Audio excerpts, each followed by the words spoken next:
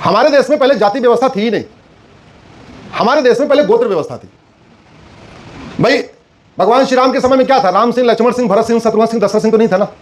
जनसंख्या कम थी, एक एक शब्द का नाम हो गया। जनसंख्या बढ़ी, इवन 5,500 साल पहले महाभारत काल में क्या था? युधिष्ठिर, भीम, नकुल, सहदेव, अर्जुन, किसी के साथ सिंह तो नहीं लगा हुआ था ना। ना चंद्रवंशी लिखा था, ना सूर्यवंशी लिखा था, ना यदुवंशी लिखा था, कुछ नहीं लिखा हुआ था। सिंगल सिंगल नाम होता था, जनसंख्या कम थी। पॉपुलेशन बढ़ने के साथ एक ही एक गांव में दिक्कत होने लग गई, तो लोगों ने दो दो शब्दों का नाम रखा। जैसे एक ही गांव में एक ने राम रख लिया, फिर किसी को बच्चा हुआ, उसको भी राम नाम बहुत पसंद है, तो क्या करे? तो उसने राम कुमार रख लिया। फिर तीसरा बच्चा पैदा हुआ, उसको भी राम पसंद थे, उसने राम आश्रय कर लिया। चौथा बच्चा पसंद था, उसने राम अचल कर लिया। ठीक है, तो ऐसे नाम बदलते गए। तो बाद में लगभग 3,000 साल पहले या 4,000 साल पहले, महाभारत के 1,000 साल के बाद दो दो शब्दों के नाम शुरू हुए। महाभारत काल तक एक शब्द का नाम था, दुर्योधन, दुशासन, युधिष्ठिर, भीम, नकुल, सब सिंगल वर्ड।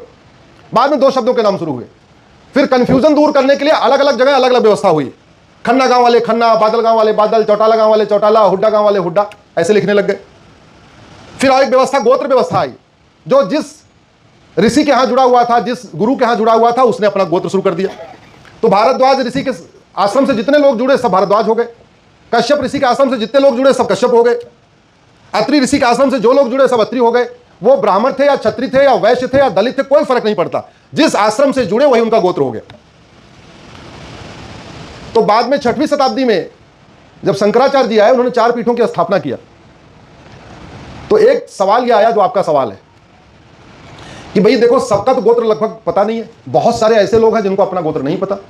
अब पूजा कथा करनी है तो शादी विवाह में गोत्र की जरूरत पड़ेगी, तो क्या करें? तो शंकराचार्य जी ने कहा, पूरे देश में सबसे ज्यादा जो भ्रमण किया वो महर्षि कश्यप ने किया। सबसे ज्यादा महर्षि कश्यप के आश्रम थे। तो उन्होंने ये कहा कि जिसको अपना गोत्र नहीं पता उसका गोत्र क्या हो जाएगा? कश्यप। इसलिए जिसको आज की डेट में अपना गोत्र नहीं पता उसका गोत्र हो गया कश्यप। तो जिसको आज भी नहीं पता गोत्र, उसको क्या हो जाएगा? कश्यप। ये शंकराचार्य जी 6वीं शताब्दी में व्यवस्था करके गए, और इसलिए भारत में सबसे ज्यादा कश्यप गोत्र के लोग हैं। गोत्र में फ्लेक्सिबिलिटी है अरुण जी। मैं प्रयाग का हूं, मेरा गोत्र भारद्वाज है। यहां कोई भारद्वाज वाला है क्या? अच्छा, भारद्वाज कोई ऐसा है जो ब्राह्मण नहीं है? ये देखिए, क्या है आप? राजपूत। ये देखिए राजपूत। मैं ब्राह्मण हूं, मेरा गोत्र भारद्वाज। ये राजपूत है, इनका गोत्र भारद्वाज। राइट।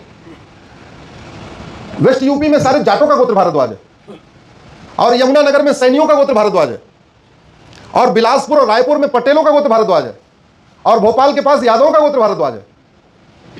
जाति में मैं तो बहुत यूनिक व्यवस्था है, दुर्भाग्यवश इसके ऊपर चिंतन नहीं हो रहा है। अभी हम 10,000 जातियों में बटे हुए हैं, जातियों और उपजातियों में। हम लोग अगर अपना जाति हटा दें और अपना अपना गोत्र लिखना शुरू कर दें